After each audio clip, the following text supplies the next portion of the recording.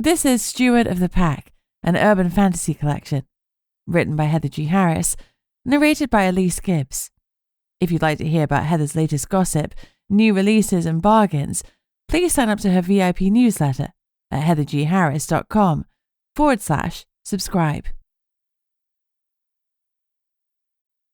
Chapter 1. I want to kill him. Don't you dare. I chastened my resident wolf, Esme. He'll have us for breakfast. She eyed Mark Oates, the second in the pack. We could take him. Mark was muscle-bound, to the point that his muscles had muscles. He looked like he took steroids and ate brand new werewolves like us for breakfast. The thought made me snort out loud. Something you'd like to share, Lucy? Mark asked. I gave him my best vacuous smile. No, sorry, I had something in my throat. He glared at me a moment longer, so I brightened my smile in return. I wouldn't be cowed by a bully, and that's exactly what Mark Oates was. I'll kill him with kindness. That will be ineffective, Esme noted. It would be far better if we just ripped out his throat. It's frowned on to kill someone just because you don't like them. People can scrunch up their faces all they like. He will still be dead. And those people would put us in jail, and then we wouldn't be able to run or hunt. Esme subsided. Oh, we don't want that. All right. We'll wait until we can make it look like an accident. Sure, I agreed. Sometimes it's best to agree with Esme. Despite our closeness, she is still a wolf, and her vulpine instincts are hard to counter. I've tried explaining morality to her a time or two without much success, so I often use distraction as a tactic to stop her killing people. This was the first time she'd simmered down so quickly. Maybe I was getting through to her. I could hope. Did you hear me? Mark growled. Oops. I batted my eyelashes. I'm so sorry, I don't know where I was just then. Can you repeat the instruction? His nostrils flared with irritation. You are not to leave the grounds without another werewolf, and certainly not without permission from me or Lord Samuel. Clear? Crystal. I beamed. Lord Samuel was the alpha of the pack, but for all he was top dog, he didn't throw his weight around like Mark. Mark had something to prove. Lord Samuel was a millionaire, boss of a werewolf pack, and an unhappily married man. You can't have it all. Lord Samuel wants to see you. Go to his office, Mark ordered. I leapt up obligingly. And Lucy, don't wear perfume again. It's an insult around werewolves. Oh, I didn't know that, I said, wide-eyed. Yes, you did. You said screw it, and sprayed it on anyway, Esme pointed out helpfully. I thought I was only going to hang out with Mark. It's different being rude to the alpha. We better grab a quick shower, she suggested. For a wolf, she sure loves showering. Despite Mark's terse instructions, we sneaked down to our room on the dormitory corridor. I took probably the fastest shower of my life, but at least I wouldn't piss off my new boss. After all, he'd saved my life by turning me. A few minutes later, I knocked timidly on Lord Samuel's office door. Come in, Lucy, he called. How does he always know who's at the door? I asked Esme. He can scent us. If she'd been human, she would have been rolling her eyes at me. But she didn't because we were in human form, and she was just an entity that shared my skin. For the moment, I was holding the reins. I shut the door carefully behind me so we'd have some privacy. Then Lord Samuel gestured for me to sit down in front of his massive desk. His blonde hair was dusted with silver, and his face bore a few lines. He'd aged well. He looked as if he was in his 40s, although I knew for a fact that he was over 50. His wife was in France. They'd been separated for quite a few years now, and rumour had it he often had a bit on the side. As long as that bit wasn't me, we were fine. I don't judge people on their life choices. After all, mine have involved sleeping repeatedly with an incubus. Obviously, I didn't know that he was an incubus at the time, nor did I know it would have cost me my life if Lord Samuel hadn't intervened. Back then, I was just part of the ordinary common realm, and I knew nothing about the other realm. Some days I think that ignorance was bliss, but most of the time I'm glad I've been turned into a werewolf. Magic is fun, and besides, now I have Esme. She is everything to me, a constant source of warmth and support. I'm part of a team, and this team kicks ass. How are you settling in? Lord Samuel asked. Fine, thank you. No itching of your skin? I shook my head, and he frowned. Well, you should have had some itching by now. It's been days since you returned, and you've shifted repeatedly. Apparently, itching reminds you when it's time to return to the common realm, to recharge your magical batteries. Most wolves need to go once a week for about 12 hours. They pop through the portal at Rosy's cafe in the evening, then go back again in the morning to return to the other. Apparently it's a pain in the ass, but I haven't done it yet. You can come with me, Lord Samuel said abruptly. You can be part of my security detail. Pack an overnight bag. We'll stay at Rosy's. Why? I asked, before my brain could connect to my mouth. I was not supposed to question the alpha. Lord Samuel didn't seem to mind. As alpha, I'm a little more vulnerable to attack. Rosy's has a secure apartment above, which I rent on a standing basis for when I'm in the common realm. The fire elementals ensure that we're safe during our stay. I always take another wolf or two who are ready to shift, but you'll need to be in the common with me. We'll take Archie as extra muscle instead. Archie was 12th in the pack, and Lord Samuel's son. He was 19 years old, and rumour had it that he used to do a whole lot of drugs. Evidently, he cleaned up his act. I wasn't sure I trusted him to watch my back, but a host of fire elementals would probably do the job all right. I excused myself and headed back to my room to pack. What did one take for an overnight stay at a portal? I had no idea. I hadn't been through one before. I hoped it didn't hurt. Now wasn't a time for nerves. I needed to impress the alpha and prove I could be a credit to the pack. I quit my accountancy career when that damned incubus had pushed me into organ failure. Now I was unemployed, but alive. It was still a win. My phone flared to life. It was my best friend, Jess, or Jinx, as she's come to be known. We'd been together since we started to walk and talk. She'd gone through a rough patch when her parents were murdered, but I'd stuck to her like glue, no matter how hard she tried to push me away. She'd also saved my life when I was at death's door, by getting me turned into a werewolf by Lord Samuel. Jess is an empath and a truth seeker, which means she can always tell if someone is fibbing. Since I had found out she was magical, I've really tried to dial down on the white lies. With her, honesty really is the best policy. As I answered the call, worry was churning in my gut. She'd been through the mill lately and hadn't been coping with life too well. Jinx, are you okay? I'm good, Luce, honestly. How are you? How's Esme? I smiled. Esme is awesome. We're getting on so well. That's great. I'm so glad to hear it, Jess said warmly. How's Emery? I asked, teasing her. Emery is Jess's partner in life, and he's a dragon. Not just any dragon either. Emery is the prime elite, king of the dragons in the whole of the United Kingdom. He's fine, she answered shortly. I could tell she was blushing. Only fine? I asked archly, because I know a guy who can give him pointers. Or better than fine, he could teach your guy a thing or two. He's 2 centuries old. He's sharpened all sorts of skills in that time. I gave a whistle. Girl, you better up your game. I know. Jess sighed. I do get a bit worried, particularly about the age gap. What if I'm just a passing fancy? I snorted. He's proposed to you. That's as far from a passing fancy as you can get. Sure, but I've been a pretty lousy mate, or whatever you want to call it. I've had my head up my arse. Is it out now? I guess. That stuff with my parents really threw me. But I've been thinking. Bastian said I asked the wrong question. Maybe there's still more to it than I know. I sighed. I love you, but don't go down the rabbit hole again. It never turns out well. I know. But maybe the question shouldn't have been who hired Bastian to kill my parents. Maybe it should have been, why was he hired to kill them? I grappled with that for a long moment. Whether she recognized it or not, Jess had battled with depression after her parents had died.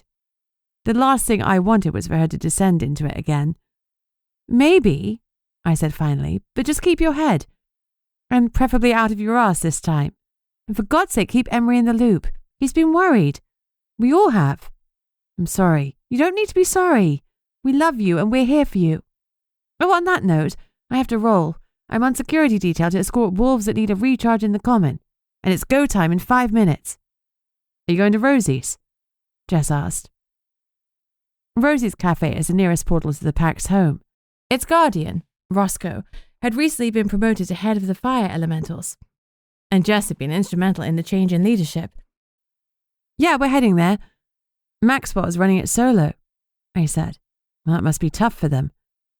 Maxwell and Roscoe are lovers, but Roscoe needed to be up in Liverpool now he was running the fire elemental show. I checked the time. Oh, I'm sorry, Jess, I've really got to go. Love you. Love you, Luce. Speak soon. Feeling a pang of regret that I couldn't chat for longer, I hung up. I really didn't want to mess up with Lord Samuel so early in my wolfish career. You worry about her, Esme murmured. She's like a sister to me, and she's been through the ringer. She is strong. You're not wrong there. I finished throwing stuff in a bag and ran as quickly as I could to meet Lord Samuel and Archie outside the mansion. They were leaning against a Land Rover Defender, talking quietly. I was a little late. I hate that. The crunch of the gravel announced my arrival before I could call out an apology. Archie gave me a small smile in greeting. I'll drive. Hop in the back. I climbed in, not knowing that Archie was an absolute speed demon. By the time he parallel parked at Rosy's, my heart had nearly stopped hammering. That was fun. Esme sounded pleased. We need to look at your definition of fun. Rosy looks like an ordinary cafe from the outside. That's its cover, so that the denizens of the common realm don't look twice at the people streaming in and out of the building. Darkness had already fallen, and the trendy interior was lit with fairy lights and candles. It looked warm and inviting, more welcoming than the mansion, that was for sure. A few patrons were in. 2 fire elementals sat nursing a brew, their heads dancing with flames. If you saw them in the common realm, you'd see a couple of normal guys, but here, in the other, flames. It made me smile. The other realm is magic. Not a day goes by that I'm not genuinely thrilled at the thought of living in a place where magic is everything. They gave us cursory nods, and I guess they were here as added security. 3 green-skinned dryads were eating dessert and laughing together. Apart from them, the place was vacant. It wasn't peak time. This way. Lord Samuel led us toward the back of the cafe. He opened a door and gestured for me to go inside. I peered in, my feet feeling oddly laden. I didn't want to go back to the common even for a night. You'd think the room would have been filled with shimmery lights or something, but no. It just looked like a back office. Maybe the portal was through the office? When you go through, your wolf will disappear. It's a bit of a relief not to have their heavy presence all the time. Archie confided. Esme and I are different to most werewolves, because I'm a bit different. The way I was made other was controversial, and I'm not just a werewolf, but also a piper. Think Pied Piper or Dr. Dolittle. Yep, you guessed it. I can talk to animals like Esme. For me, it's a blessing, rather than a burden, having her ride shotgun. But from everything Mark Oates and Lord Samuel had droned on about, I knew that we were unusual. We have no battle for supremacy, no wrestling for control of our body. We coexist, harmoniously. And I think that's why our shift takes a blink, rather than 5 minutes like most other wolves. So far, I've kept my mouth firmly shut about the fact that Esme and I talk. I'm a werewolf, and that's weird enough. Archie gave me an encouraging push towards the back room. Go on. You just walk into the room and back out again. When you come out, you're in the opposite realm to the one where you started. Simple. Esme turned around and stretched out in our head. She settled down for a rest, and I tried not to feel anxious at the thought of losing her from my mind. I'll be back soon, she reassured me. But I could tell that she was feeling just as unsettled at the thought of our unnatural separation. Relax. Sleep. In the morning we'll be reunited. Her calm soothed me, Thanks. Have a good rest. And you. Run in your dreams. She sent me an affectionate lick across my hair. The equivalent of a kiss goodnight. She may be a kick-ass killer wolf, but she's my kick-ass killer wolf. And maybe one day she'll understand that casual killing is frowned on. As I stepped into the back room, Esme was ripped away from me so completely that it took my breath away. Tears rose in my eyes, and I took a moment to catch my breath. I tried not to let anyone see how much I was suffering from her loss. When I was steady, I stepped back out into the common realm. I felt a skitter of anxiety at being unable to change. Sure, even in the common realm I was still faster and tougher than most people. But I had no wolf. No Esme. To distract myself, I looked around. The dryads were still laughing, but now their skin was pale pink. Gone were the elemental's flames. Instead, waves of curly hair cascaded onto their shoulders. I couldn't see the triangle of the other, which I knew was on their foreheads. They looked ordinary, but they weren't. I was in the common realm, but they had remained in the other. They could broil me where I stood if they wanted to. My brain kept trying to see them with flames dancing on their heads, but try as I might, all I could see was their hair. The other protects itself from being revealed in myriad ways that I have yet to fully understand. Lord Samuel had followed me into the portal. For now, we were ordinary and vulnerable. So we headed up to the flat above the cafe. It is like Fort Knox, and I relaxed a little as we went through each heavy door secured by thick metal bolts. Calling it a flat is ungenerous. It's a huge, open-plan space. I kicked off my shoes. A cozy fire was roaring, no surprise there, and Maxwell, fire elemental and co-owner of Rosy's, was lounging in front of it. He rose from the leather sofa to greet us. Lord Samuel, Archie, great to see you both. And you must be new. He looked at me curiously. I'm Lucy Barrett. My honour to meet you. I spoke the greeting that Mark had been drilling into me, touched my hand to my heart, and gave a brief bow. My honour to meet you, Lucy. Be welcome in my halls. Refreshments and food are in the fridge. Help yourselves.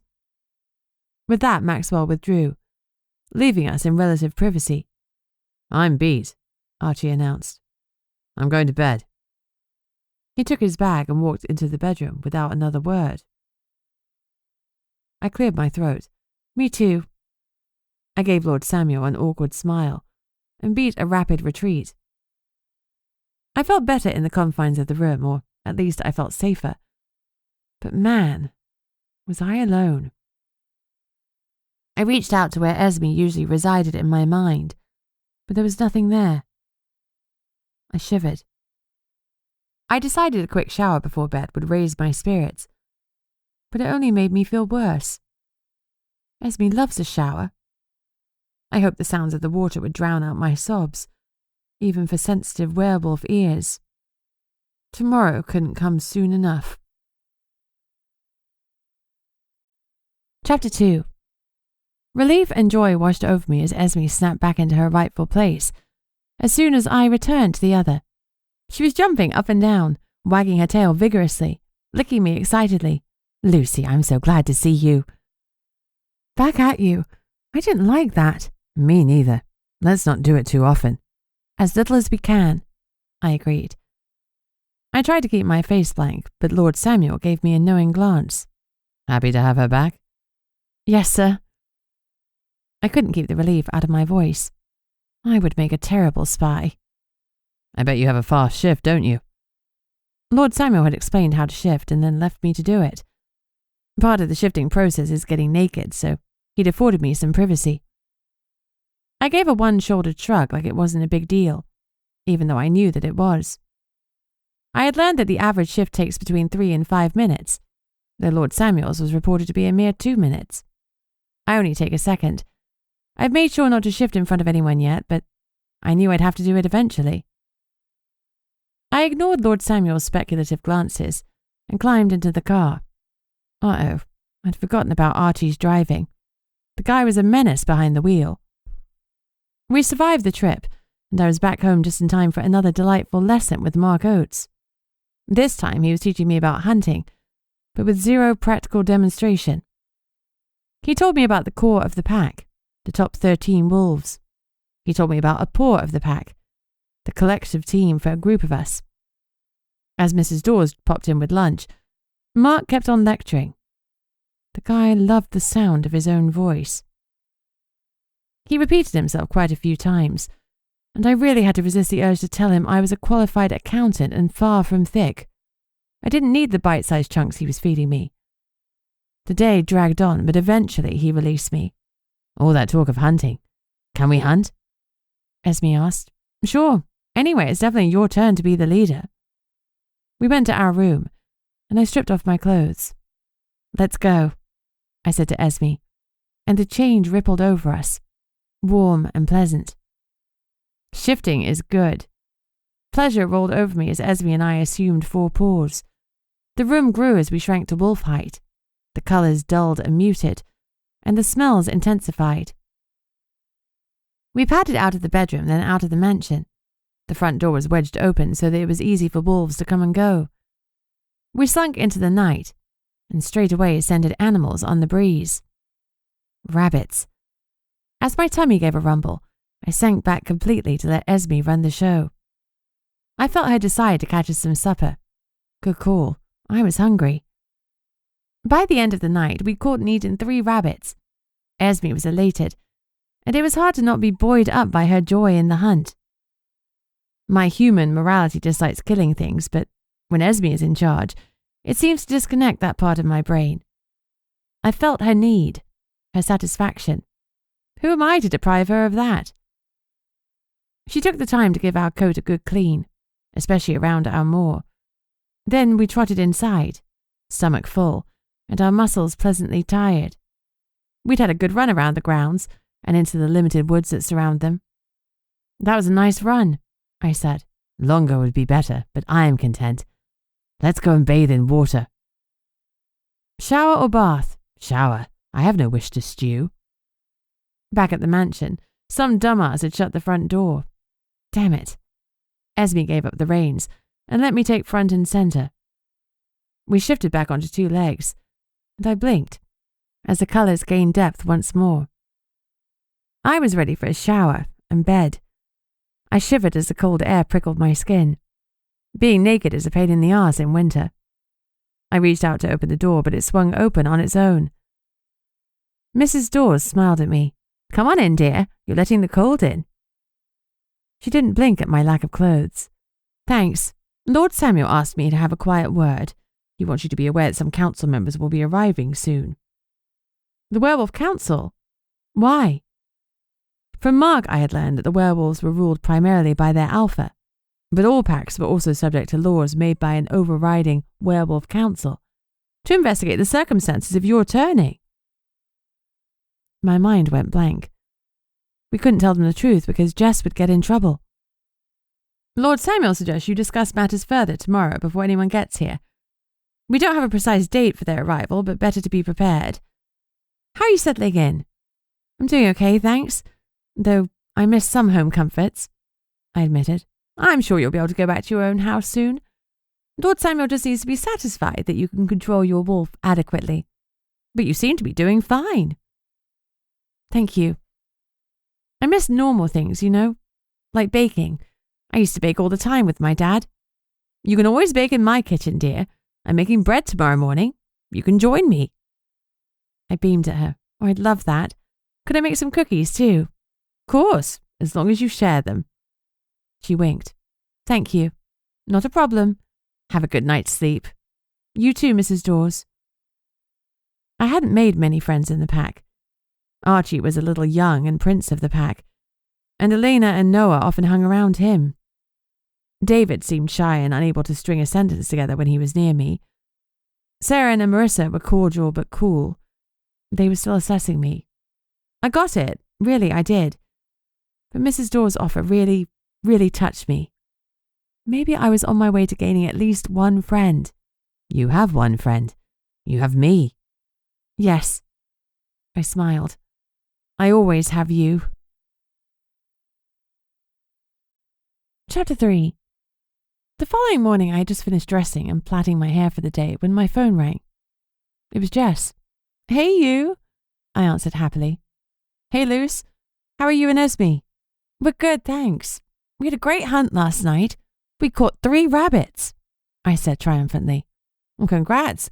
Did you share your catch or eat it all?" "We ate it all." I dropped my voice to a whisper, even though I was in my own room. Esme thinks it's best if we keep our skills to ourselves for a while. New wolves, those who've recently turned or been born, can't hunt as easily as we can because they have to wrestle with their human side for control. It usually takes ages for the human and wolf to build a relationship where they can work together synergistically. "Esme seems smart," Jess commented. "Your friend is very clever," Esme purred, smugly licking a forepaw. "She is. She's great." "Huh! She's preening herself because of your compliment." "I do not preen. I am not a bird." "I'm not calling you a bird," I protested. "Other animals preen too." "Name one." "What else preened?" I drew a blank. Luckily, I was saved by Jess's question. "How are you getting on with Wilf?" "Lord Samuel seems fair," I conceded, albeit a bit strict. Apparently the council is sending someone to investigate him for turning me. It's not made me the most popular wolf in town." "Oh, sorry," Jess mumbled. "My fault." "Yeah, but you saved me from certain death, so I'll take a bit of bitching. I know bitchiness, I can deal with it." I cleared my throat. "How are things with you?" The silence drew out. "Spill," I ordered. "Someone's trying to kill me," Jess confessed. "What?" I screeched. "Why didn't you tell me as soon as you called? Here I am, rabbiting on about rabbits, and you're being gunned down." "Spidered down," she corrected.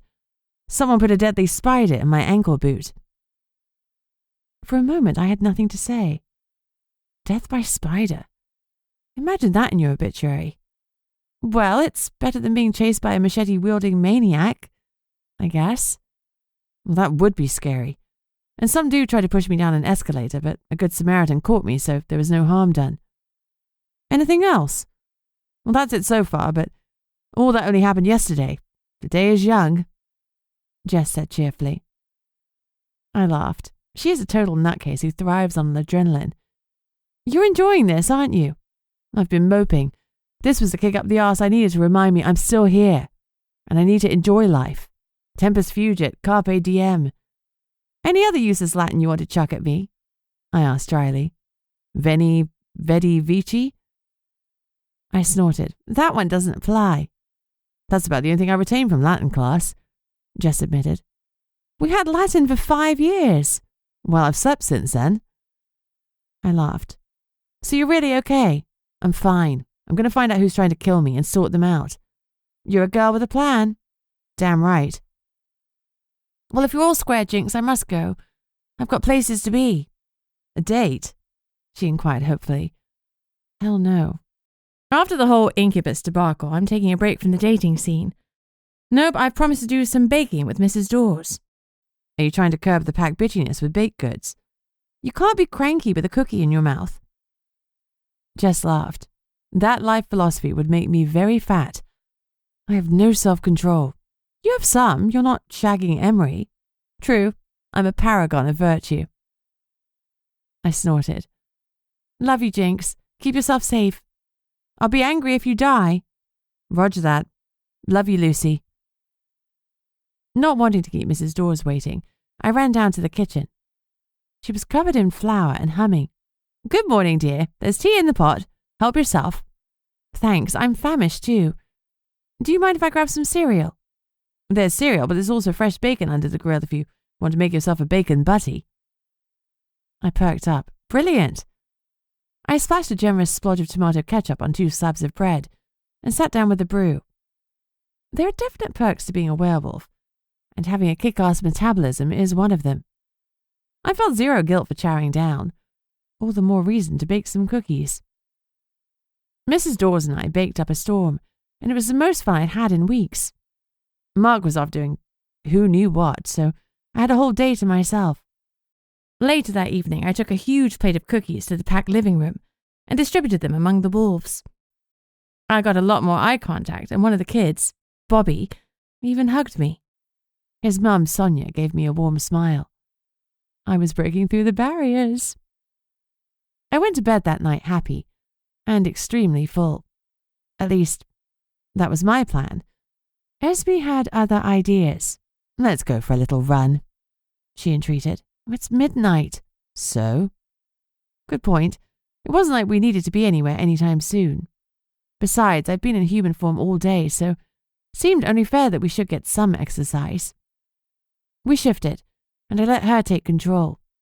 She yipped with enthusiasm, and off we went. Esme and I differ in the definition of a little run. After 5 hours of cavorting, I convinced her that we needed some sleep to function, but it was still after 5 a.m. when I finally snuggled into bed. I closed my eyes and sighed with happiness. Sleep claimed me almost instantly. Suddenly, my phone blared into life, making me sit bolt upright. I fumbled with it as I looked at the screen. Bestie calling. I slid to accept the call. Oh, Jess, somebody had better be dead. We were out late and I'm shattered. I need you, she choked out. Jess had never said that to me in her whole life, not even when her parents had died. I sat upright. Jinx, what's up? I need you, she repeated. Can you come to my house? I'm packing a bag. I'll be 4 hours tops. I love you. I love you too. I'm on my way. Hold on.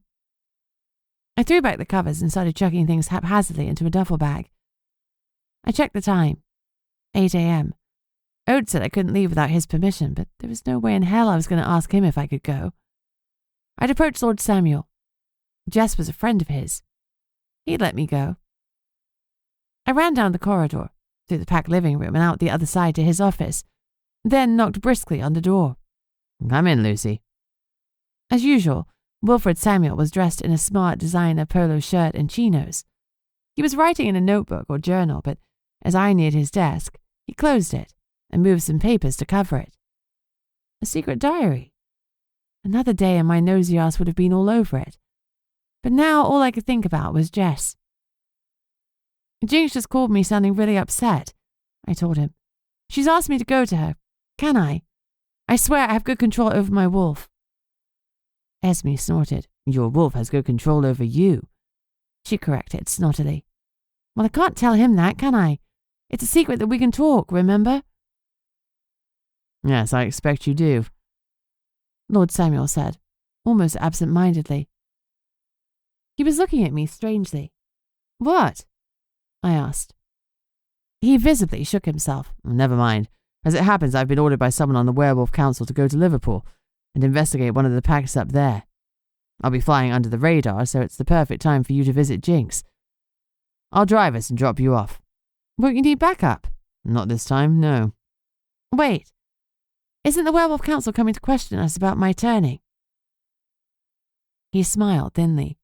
All the more reason not to be here when they arrive. But they'll know you're not here. I mean, they're aware of this other assignment, right? No, it's a need to know assignment. And they don't all need to know about it. He tottered his head and looked at me. I'm partial to a bit of Kant, you know. What? The non-sequitur totally threw me. Why was he talking about Kant? I knew very little about the philosopher, save for the fact that he was a big name in ethics. Was Lord Samuel hinting that his new assignment wasn't ethical? Oh, I hadn't had enough sleep for this. Never mind, just remember that. Off you pop, wait by the car. I need to finish something. His hands twitched on the paper, covering the notebook. See you up front, I'll move the car around from the back. There's a concrete area at the back of the mansion near the servants' entrance, where the packed cars are usually parked. I grabbed the keys that always hang by the front door, and drove Lord Samuel's Land Rover Defender around to the front. I wanted to stay in the driver's seat and set off, but abandoning my alpha so early in my werewolf career probably wasn't the wisest course of action. I shuffled over to the passenger seat and waited impatiently. He didn't keep me waiting long. He threw his own bag into the boot and climbed into the driver's seat. He changed clothes. Now he was in jeans and a black t-shirt. Incognito rich guy mode. A few times during the journey, he started to talk before trailing off. I sat in silence. I can talk the hind legs off a donkey, but this is awkward even for me, I told Esme. Why would you try to talk off its hind legs? It is better to rip them off with your teeth and slice it with your claws, she advised practically. Thank you, I'll keep that in mind, I said faintly. I was relieved when we finally drew up outside Liverpool Lime Street station. Besides the awkwardness, I was really worried about Jess. Thanks for the lift. You know the way from here? Lord Samuel asked. And you've got my number if you need me. I nodded. Lucy, call if you need me, he said firmly. I will, and back at you if you need help with your mysterious work. He gave a slight smile. Thanks. Go sort out Jinx. I shouldered my bag and gave him a wave as he drove off. When he was out of sight, I jogged to the ticket kiosk and bought a one-way ticket to Bromborough. The trains were running every 15 minutes and I'd inadvertently timed it well. By the time I ran down to the underground platform, the train was coming in. Sweet.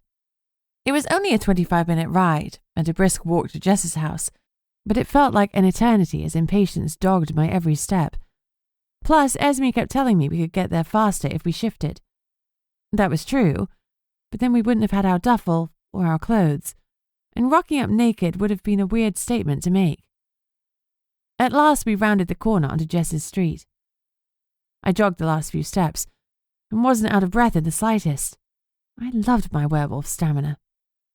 When I knocked firmly on Jess's door, she opened it and gave a loud squeal of delight as she leapt into my arms. Lucy! I dropped my duffel bag and threw my arms around her. I'm here. Where's the fire?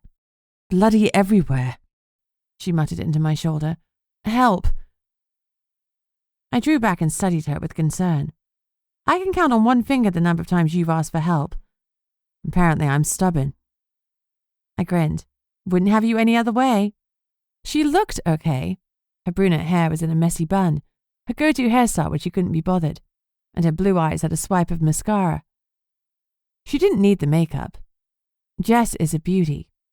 Not that she sees herself that way. Something in me eased. Whoever was trying to kill her hadn't harmed a hair on her head. They were ineffectual assassins. My favorite type. Come in. I've got a lot to tell you. Jess's home is a lovely 3-bed semi-detached on a nice street in Bromborough. It has a lounge, dining room and kitchen downstairs, and not much else, but suits her needs. I picked up my duffel and followed her in. She popped her head into the lounge. Lucy's here. I'll take her upstairs and fill her in on a few things. Can she be trusted? Manners asked from inside the room. He was henchman number 2 for Jess's boyfriend's henchman. Henchman number 1 was Tom Smith. Manners had pissed Jess off and she turned his hair pink. The muscle-bound dude was still rocking bubblegum locks. You only annoy her once. She glared into the living room. Of course she could be trusted, she retorted, hands on hips. You said everyone's on the list had to be tested, Manners pointed out. Everyone who knew Jake's location. Lucy didn't know it, so she's not on the list. She's as far away from the list as you can get. I don't mind being tested, I interjected quickly. I'd rather you knew for sure that I can be trusted 100%. I do know that. Jess glared at Manners some more. I don't, Manners argued. If you're bringing her into the circle of trust, test her. Fine, Jess conceded angrily. But I don't like you right now. I don't rightly care, he retorted tightly. Sorry, Jess muttered. I'll test her, then I'll tell her. Come on, Luce. Let's go upstairs. Gatto, Jess's hellhound, rose, and then hesitated. She rolled her eyes. Yeah, you may as well come too. He wagged his tail and thundered up to Jess's bedroom. We followed at a more sedate pace, then settled on Jess's bed. I'm sorry to ask all these questions, she started awkwardly. Just shoot Jinx, then we can get into the meaty stuff. Sure. Did you know or tell anyone where Jake Winters lived? No. Are you loyal to me? Yes, I responded firmly. Have you passed on sensitive knowledge to any third parties? No. I had no idea where this was going. Have you told anyone about my whereabouts? No. I told Lord Samuel I was coming to meet you, but I didn't say where. We should have ride up here, but he dropped me off in Liverpool. He said he had pack business. You passed. Now, let's get to the nitty-gritty. Jess told me in greater detail about the attempts on her life, and her belief that there was more to them than met the eye. She told me about a giant oraorus wreaking havoc in Liverpool, and finally she told me about her friend Jake, who'd been killed. He'd been killed because someone had leaked information to the enemy. Someone had betrayed Jess's trust, and, as a truth seeker, that had to be a kick in the teeth. She can tell if you're lying, so someone had done some clever word gymnastics around her. No wonder she was upset. She was going through the ringer. Why do you need me? I asked. I always need you. I need some moral support. The world is topsy-turvy right now, and I need someone I can trust by my side. Also, Emery thinks it would be handy if we could get your piping skills nailed down. Next time something like an ouroboros comes at us, you'll be able to talk it down. She said it as if it were a matter of fact. I can certainly try. I doubted my ability to talk down a monster intent on causing mayhem, but I liked her faith in me. I'd do whatever I needed to do to make sure I earned it. Chapter 4. We went downstairs to rejoin the others. Tom Smith was there with Greg Manners, Emery, and Amber the witch. Amber is cool, calm and classy. When I grow up, I want to be just like her. But at that moment, her green eyes were red-rimmed. Jake had been her lover and friend, and his death had hit her hard. Any luck? Emery asked. I shrugged. I'm sorry, I don't know how to pipe yet. Manners raised an arrogant eyebrow. You're a piper who doesn't know how to pipe. I'm a werewolf who may have some piping skills, but they've never been verified. I retorted with a glare. Manners held his hands up in a placatory gesture. Do you know a piper we can trust? Jess asked Emery. He frowned. I know someone, but the last time we saw each other we weren't on good terms. I'll put out a feeler. He tapped away at his phone. Lette? Tom asked. Emery nodded. Dylan speaks well of her, Manners commented. Jess made everyone a brew whilst we waited to hear back from Dylan. Whoever he was, he didn't keep us long. Dylan says he can take us to Lette, but it must be now because he has herd business later. I'll push back the meeting with Summer. Emery turned to Tom. Put her on ice for now. Summer is Emery's PA, and I guess that right about now she was looking pretty good for being a suspect for the betrayal. Tom nodded and spoke to Manners. You drive him to Lette. Amber stood up. I'm coming too. I'm seeing this through. Jess nodded her agreement, and we all piled into her new Mercedes. A gift from Emery. Yeah, he's that rich. Manners and Emery sat at the front, Amber, Jess and I in the back, and Gatto in the boot. This is a circus, Jess murmured. A powerful one, Amber snorted. The king of the dragons, a werewolf, a witch, and an empath. Manners stiffened in the front. He was technically brethren, born to a dragon, born knowing about the other realm and able to move through it, but he couldn't shift into a dragon like Emery could. You just keep on looking pretty in pink, darling, Amber taunted him. His shoulders relaxed. I do look good, he shot back, focusing on the road. We drove for half an hour into rural Cheshire and parked near a farm. A horse started to move towards us. It took a moment for me to realize it wasn't a horse, but a centaur. He's not wearing trousers, Jess commented. Where am I supposed to look? At his face, Emery advised, amused. But it's just dangling there, she said in a strangled voice. Shouldn't he put trousers on? And how is he supposed to do that? Emery asked. Is he supposed to sit whilst he wrestles them on one leg at a time? All the centaurs could help each other get dressed, Jess suggested, like a big cooperative. He's coming over, Emery pointed out. Can you chill? Oh, I'm ice, baby, Jess promised. I laughed out loud, making her glare at me, but honestly, she was far from ice. Her skin was reddening. It was hard to blame her. I'd gotten far more used to casual nudity thanks to the werewolves need to be naked before they shifted or they lost their clothes forever. but even I couldn't look away. The centaur's dick was swinging in the breeze. He was hung like an actual horse. The dude looked like every centaur ever depicted.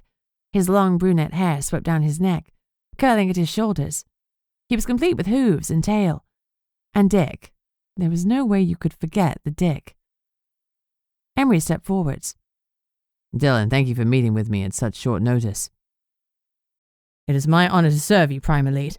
The herd is strongest together. The herd is strongest together. Tell me, you said you trust Lette. She's never given you reason to doubt her? Since you delivered her to us, she has been most helpful, Dylan said firmly.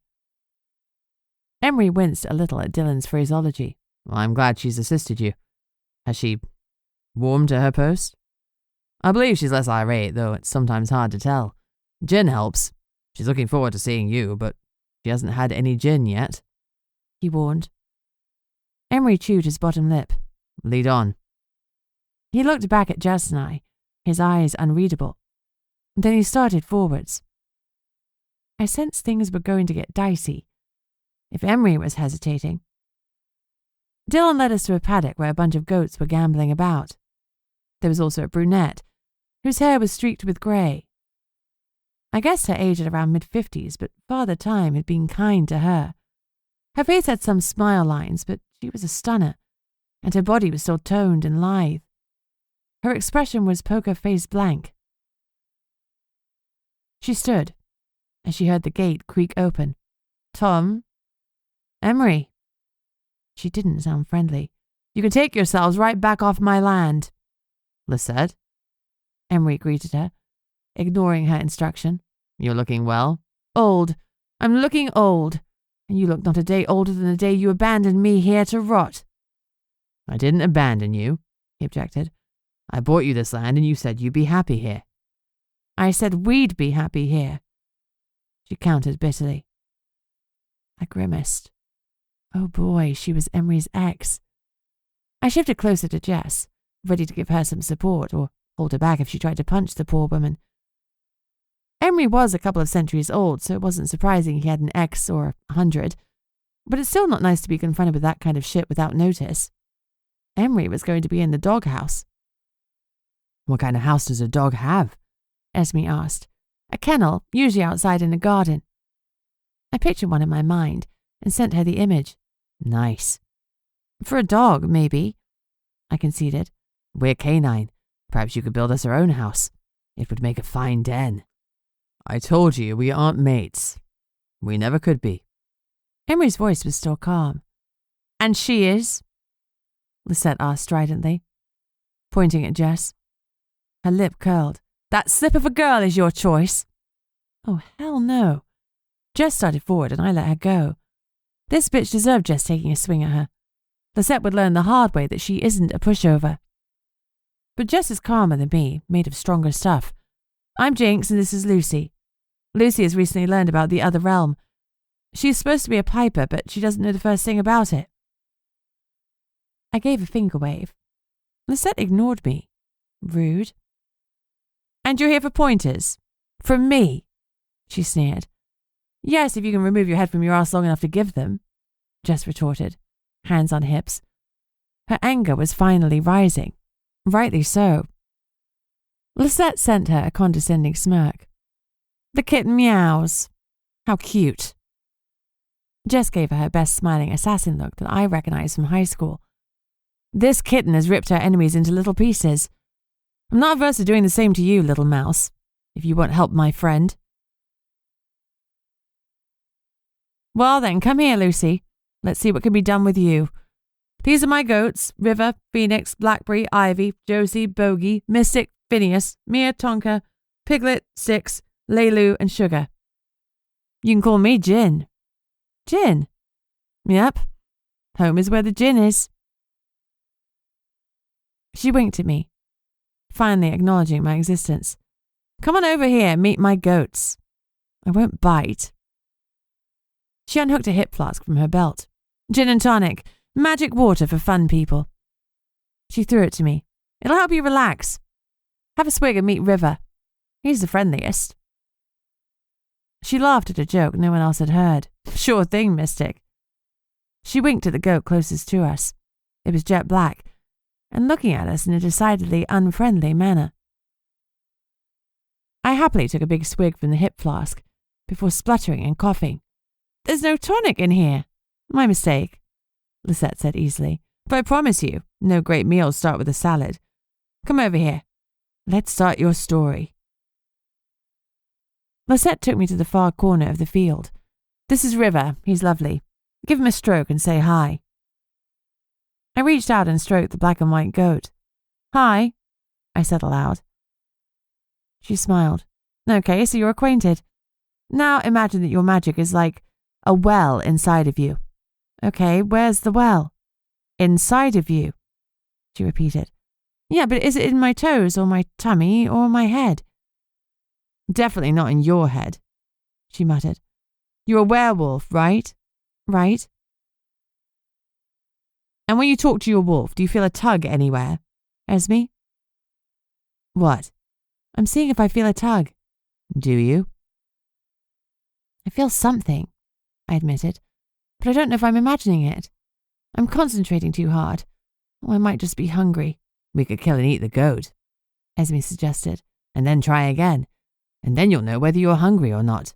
Oh, no, I don't think Lette would help me if I killed her goat. I refocused on Lette. I feel something, but it's very faint. That's because your wolf is innate to you, and it uses the barest trickle of magic to communicate. It'll be harder to reach outside of yourself. But where you feel that something is where your magic is. We'll try the easiest thing first. Before you begin, make sure you have skin-to-skin contact with your target. I looked at the hairy goat dubiously. Skin to fur, Lette ordered impatiently. You don't need to go around shaving animals you want to chat to. Well, that's good. People would look at you weirdly if you carry clippers everywhere. I reached out and touched River's coarse hair. He looked at me like he knew what I was trying to pull. Now, Lette instructed, reach down to that place where you felt something, draw the magic up, and reach out with it to River. I followed her instructions, but nothing happened. It's not working. You've got to visualize it. It might help if you close your eyes. I'll talk you through it. Okay. I closed my eyes. Esme immediately tried to open them. What if she attacks while our eyes are closed? She objected. She won't attack us. Jinx and Emmy would rain hellfire down on her. Esme simmered down. If she attacks, I'll rip her throat out. You do that. Lette cleared her throat. Lucy, did you hear any of that? I coloured. Sorry, my wolf was bitching. Can you say it again? I was not bitching. I was being concerned for our safety, which is completely valid. Can you shush so I can concentrate? Fine, but don't whine at me if she stabs you. I ignored that. Sorry, I'm ready now. Go ahead. Reach inside. I would be sad if she stabbed you. I'm sorry. Esme, will you shush? I'm sorry. I'll be quiet now. Like you're on a hunt. Stalking quiet. Got it. I waited a beat and she stayed quiet. I opened my eyes. Lette had her arms folded and her toe tapping. Sorry, third time lucky. Go. She huffed. Close your eyes again, Lucy. I slid them shut. Imagine a well full of magical energy, like a ball inside you. Reach down, if you like. Imagine winding down a bucket to that well of magic. Then, draw it back up full of that magical energy. Throw that magic outwards through your arm, down your hand, to the target you're touching. I did as she directed, and suddenly I felt another mind press against mine. The contact wasn't dissimilar from how I felt Esme, so it wasn't too weird. Hello? I said to the mind next to mine. In return, I got the sense of happiness the goat got when hay was brought to him. How are you? The image of the hay returned even stronger. He was hungry. Huh. I pulled my hand away from him and let the magic slip away. He's hungry, I said in wonder. Lette grinned. River's a greedy bugger. He's always hungry.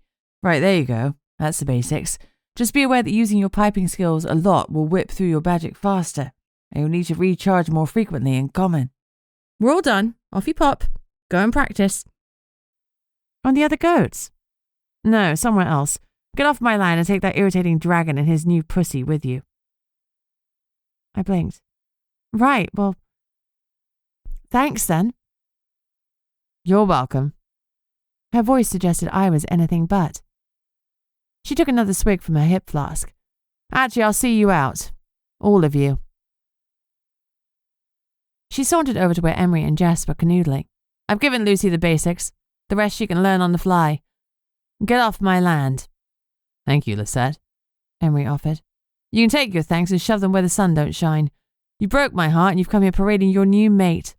I helped Lucy because it's the right thing to do, but I don't need to see any of you ever again. She inclined her head towards our car. Get gone. Amber lingered a moment longer, touched Lisette's elbow, and murmured quietly to her. Lette nodded jerkily, then Amber opened her ever-present bag, pulled on some disposable gloves, and took out a Kilner jar. It was filled with a particularly vile shade of green gunk. We watched as she painted 3 runes onto Lisette's forehead, and 1 on her sternum. As Amber stepped back, Lisette slumped like a marionette whose strings had been cut. She pulled herself back up slowly, blinked, and said something to Amber, then turned and walked slowly into her farmhouse.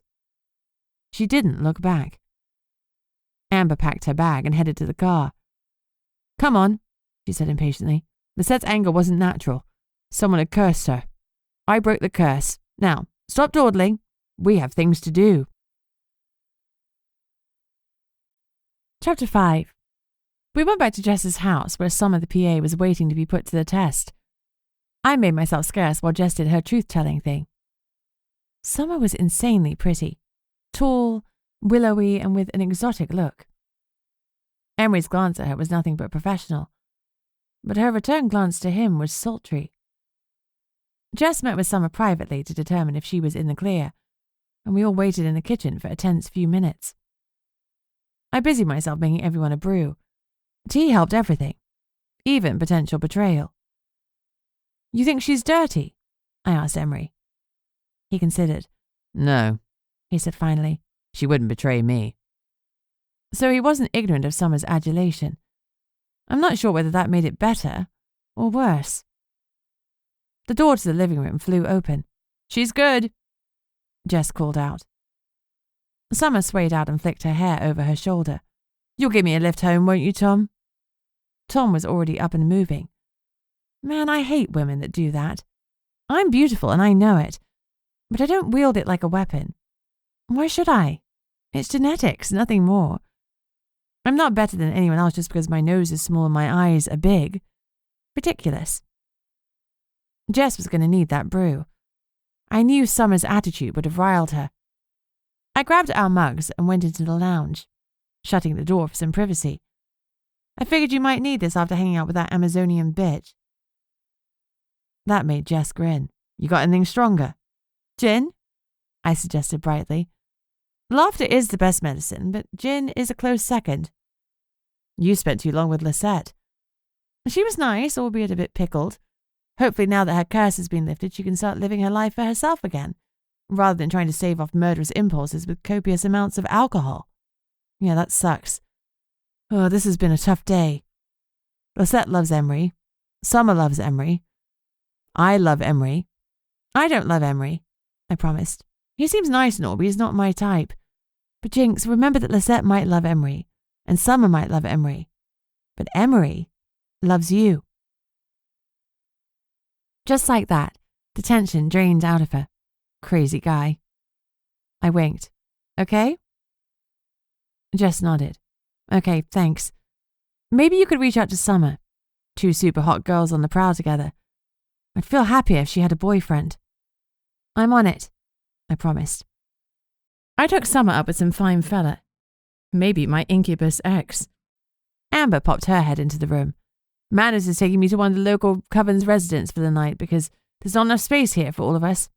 I'll be back in the morning, just don't leave without me.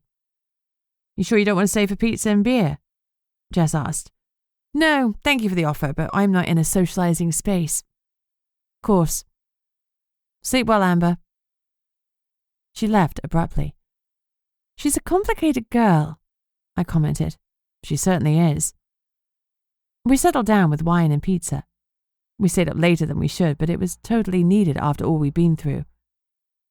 Jess stumbled up the stairs to Emery around midnight, but Esme and I were still pumped. Wine didn't have the effect it used to. We have to drink a shit ton now to get even the slightest buzz on. Let's run, Esme suggested. Sure. I went to the front door and propped it open slightly, then stripped off in the dining room. I folded my clothes neatly and shifted. Pleasure rolled over me and Esme. Then we were on 4. We padded out and used our paw to open the front door wider. There was a soft chuffing bark behind us. Gatto. I reached out to him. Do you want to come for a run? The image of us running together flashed into my mind in response. Gatto was in. He followed us and we carefully closed the front door properly before we headed out. Esme kindly let Gatto choose the route, and he led us along the streets until we crossed the deserted A49 to get to the woods. Esme let out a bark of pure joy and let rip. We flew on 4 legs, leaping over logs and turning agilely down the worn, woodland paths. Gatto barked for us to follow him as he tore into the woods. We thundered on together, the thrill of the run pouring through us. Life is good. After several hours of running and playing, we reluctantly headed back to Jess's house. It was nearly 5 a.m. and dawn was breaking. Oops. As I stared at Jess's locked front door, I swore in my mind. I didn't have a key, and unlike the mansion, there wasn't someone on permanent standby to let us in. Gatto gave a soft woof and gestured with his head for us to go down the side of the house. There was a gate, but it wasn't an issue for either of us, and we jumped the obstacle easily. He led us into the garden to the back door, then jumped up on his hind legs to open it with one heavy paw. I shifted back into human form and we headed in. We shouldn't have left this door unlocked, I commented to Gatto. Though I'm glad we did in this case. Good night, matey. It was an honour to run with you. I headed on up to Jess's spare room, changed into nightclothes, and I was out like a light. I awoke late, but man, I'd needed that sleep. I showered and dressed.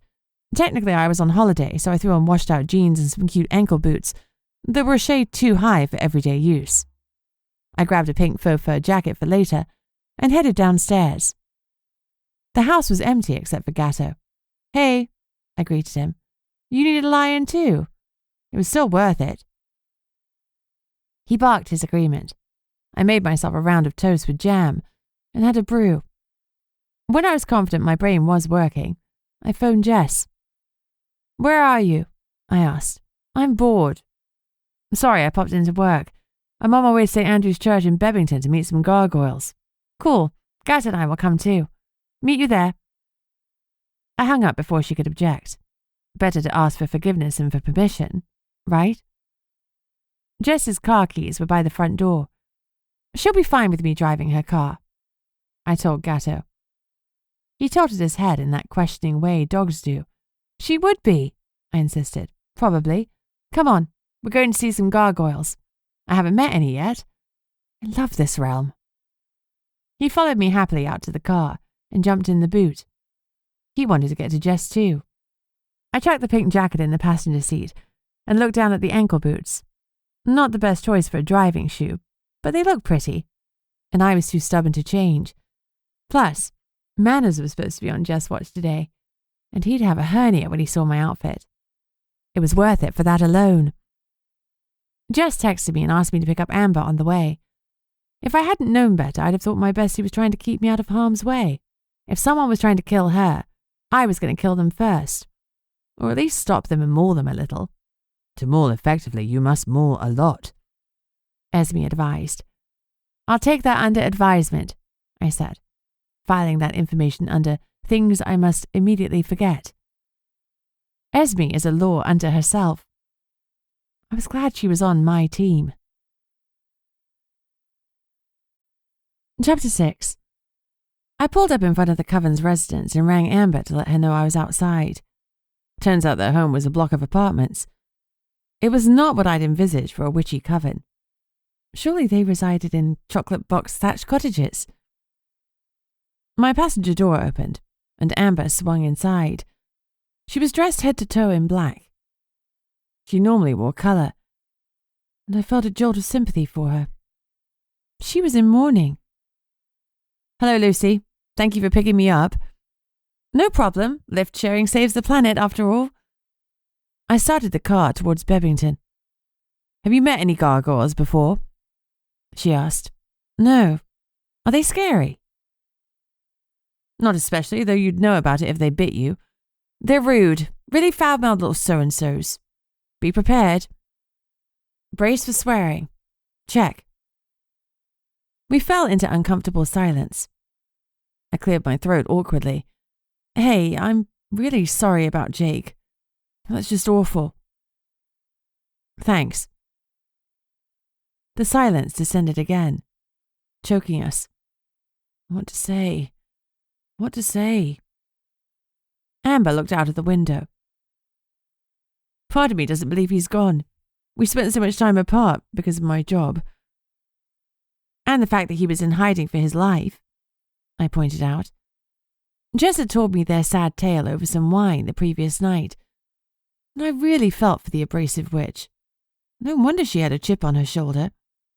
"Yes, mostly that." The silence drew out. Then she said in a voice barely above a whisper, "It's oddly freeing that he's gone. The fear that he'd be found was a constant worry. Not living with that fear is kind of a relief. But now, instead of fear, I'm drowning in guilt that I can find anything positive about his death. I'm a horrible person." She was still staring out of the window, but I saw a solitary tear slide down her cheek. "Of course you're not. You're human. You've lived with this crippling fear for so long, anyone would be relieved when that ended. And death sucks. It's just awful." I thought of Jess and all the dark years she'd been through after her parents were murdered. If you can find anything positive about Jake's death, it's nothing to beat yourself up about. I'm relieved he's dead. That's awful. He was blind and agoraphobic. You never had a chance at a normal life. It's not that you're not going to miss him, just that now you may be able to do normal one day. I'll never love again." Amber's voice hitched. "It hurts too much." I'm sorry it felt like such an empty platitude that I didn't say it. Instead, I reached out and gave her hand a squeeze. Now the silence felt comfortable. I parked up outside the church. "We're here. You good to go and speak to some rude-ass goblins?" "Gargoyles," she corrected with a hint of a smile. "That's the one. You good?" She wiped her cheeks and stiffened her spine. "Yeah," she said firmly. "I'm good." There was no hint of the vulnerable woman who'd been present a moment earlier. "Remind me not to play poker with you," I said. She flashed me a sudden grin, and "I'd rinse you." "You absolutely would." I reached into the back seat for my pink jacket, and she snickered. "What?" "Pink fur doesn't say tough." "It says I'm on holiday," I retorted. "Besides, communicating through clothes can be really hit or miss." "I can be tough any time," Esme asserted confidently. "You bet your ass you can be." "I'm a werewolf. I don't need to convince anyone I'm tough. I am tough. My wolf can rip out your throat before you finish insulting me." Amber nodded. "That's the spirit. Let's go." Manners and Jess were standing with Chris, one of Emery's security guys. I gave them a friendly wave, and we walked towards the churchyard. Before we reached it, I felt a weird vibration. Was it an earthquake? But we don't get those in England, or at least not often. What the hell? "Ouroboros incoming!" Jess shouted. Manners and Chris drew their guns as the ground erupted in a spray of mud, gravestones, and bones. I gaped as the pale pink body of a giant bloody worm thrust towards the sky. Its mouth was full of razor-sharp teeth, and there was a spray of spikes around its terrifying maw. The gargantuan beast let out an earth-shattering roar. "That's not an Ouroboros!" I protested. It's not eating itself. It was an earthworm. On steroids. I know, Jess agreed. It's bloody huge, I cried. It turned its head toward me. It also works out your location by sound, so stop yakking and move. She shoved me, and I broke into a run, heels or no heels. We sprinted away from the others as the worm targeted our position, slamming into the ground where we'd been standing seconds earlier. I ran easily over the uneven terrain in my ankle boots. You don't even go running in trainers, Jess complained. I flashed her a grin. I do now. Esme makes me. And besides, I always dance in heels. We ran towards the relative safety of a tree. Across the way, Manners raised his gun and shot at the oraorus. It screamed as the bullet bit into it, but it was no more than a flesh wound. We'd need a rocket launcher to take this beast down. Jess reached into her suit jacket and frantically poured through the pockets. It's not here, she said in confusion. What's not? Glimmer. I shuddered. Jess had used the blade on me. Sure, it had saved my life, but I was still going to feel funny about magical blades for the foreseeable future. Don't take this the wrong way, but I'm kind of glad you haven't got it. It's going to be a while before I'm comfortable with the idea of you and Glimmer. I'm sorry, Jess said, guilt written across her face. I hadn't meant to make her feel bad. After all, she had saved me. Don't be, you saved me. Now save me again. There's a bloody worm after us. The ouroboros slammed into the tree we were hiding behind. Its mouth locked around the trunk and pulled, ripping up roots and earth. We both fell. I swore loudly as I crawled out of the depression that the uprooted tree had left behind. Can you speak to it? Jess asked. I don't speak worm, I retorted, brushing mud from my fluffy jacket. Jess rolled her eyes. Pipe it, she said firmly. Her tone had a well-duh element to it. Oh, sure, pipe that giant mother of a worm. I think it is a mother, Jess said. Looks like it could be nursing its young. Well, that just means it might see us as food for its babies. I don't think so. Emery said this behavior is weird for an ouroboros. Remember Lette? I don't think the worm is going to stand still long enough for Amber to paint some runes on its head. Maybe it will if you can pipe it for long enough. Piping's not just talking to animals, it's also about controlling them. Lette taught me Piping 101. Controlling giant worms wasn't in that class. You got any other bright ideas? Jess snarked back. Yes, running far away, I thought. We do not run from the hunt, Esme interjected. This isn't a gazelle, I pointed out. It's a huge ouroboros. It doesn't matter. It will still taste nice. We are not eating worm. Not earthworms, she agreed, but that one is a mighty foe, worthy of a feast. No eating. I'll pipe it, I promised hastily. I huffed aloud to Jess. I'll need to get close enough to touch it. I'll distract it while you move in. Lucky me. I'll tell Amber first so she can get her supplies ready. That woman was born ready. She's scary. Jess ran towards the gravestone that Amber was crouching behind. Manners and Chris were still shooting ineffectually at the worm, but had taken to ignoring them, much to Manners' obvious irritation. I waited impatiently for Jess and Amber to make a distraction. I was a sitting duck right now, and the urge to shift was strong, but I had no idea if I could pipe in my wolf form. Suddenly, flames erupted from where Jess and Amber were crouching. I had a moment of pure panic before I realized that they were emanating from Jess herself. Cool. As she grew the flame wall, I realized this was my cue to move my arse. I crept forwards towards the beast, hoping it would stay focused on the bright flames. I was almost there when Jess conjured up a fireball. I barely suppressed a scream as it flew over my head to strike the poor worm. It was hard to concentrate, but I closed my eyes and imagined the well, just like Lette had taught me. I leant forward and touched the beast's rough skin, letting the magic flow through me. It screamed as the fireball hit it.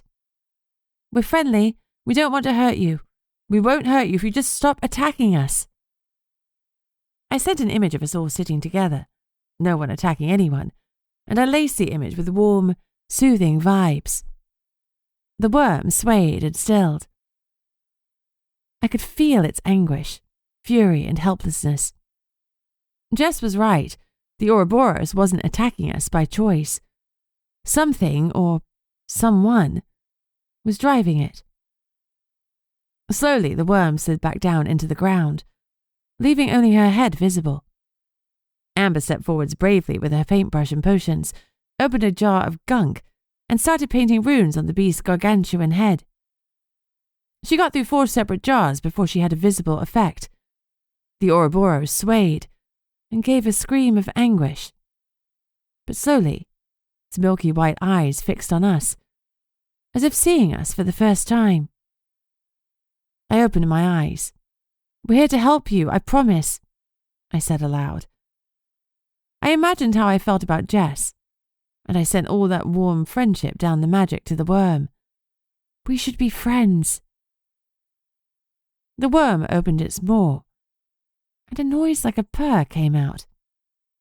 It sent me an image back, row after row of eggs, and a feeling of danger and fear. Someone was holding her eggs hostage.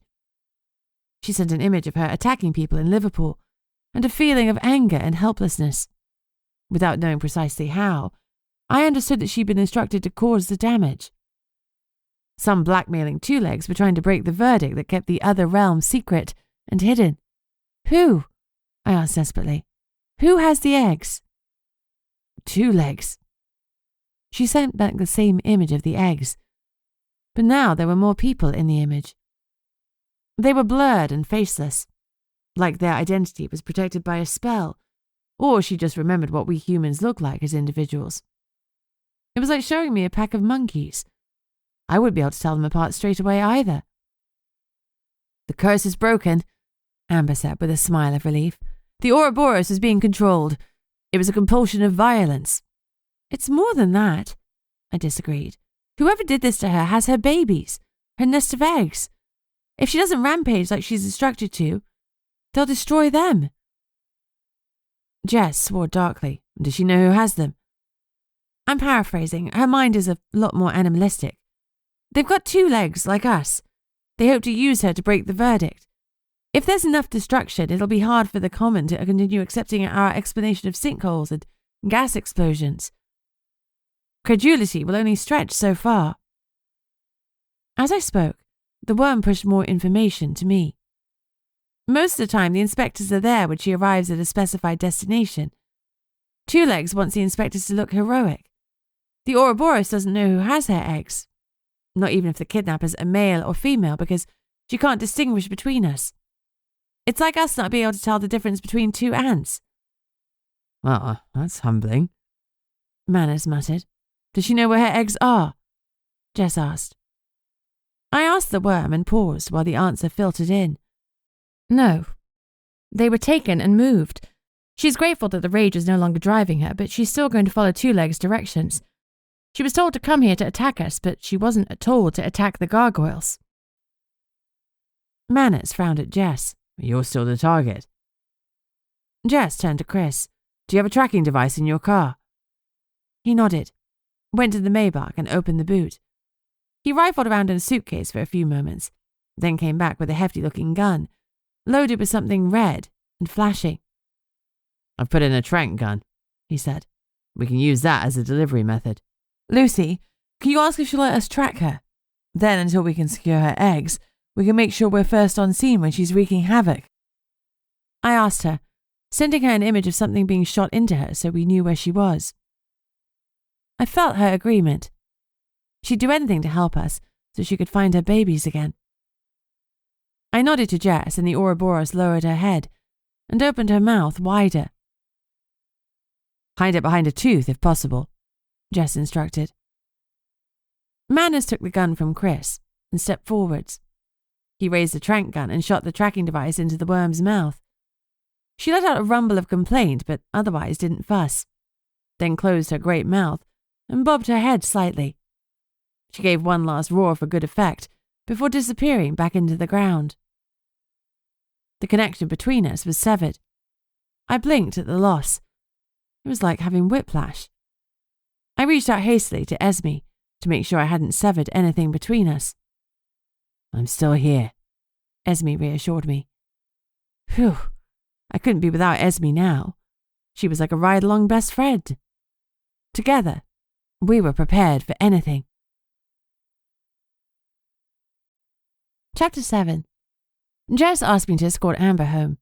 She had things to do, places to be, giant worms to track. Amber seemed a bit low, so I offered to hang out with her. We spent the night at the Coven's fancy apartment complex. It was funny walking around and seeing everyone bowing and scraping to her. Okay, not literally, but there was a lot of respect for Amber Delia bouncing around the walls. It turned out the red-headed witch is something of a big deal. Even so, what she needed right now was a friend. We weren't there yet, but I was willing to try. We ate dinner and watched a movie. Just before bedtime, my phone beeped with a text and some images from Jess. They looked like gobbledygook to me. Hey, I said to Amber, Jess wants me to show you these. I passed her my phone. This isn't good, she said grimly. 1 second, I need to be sure.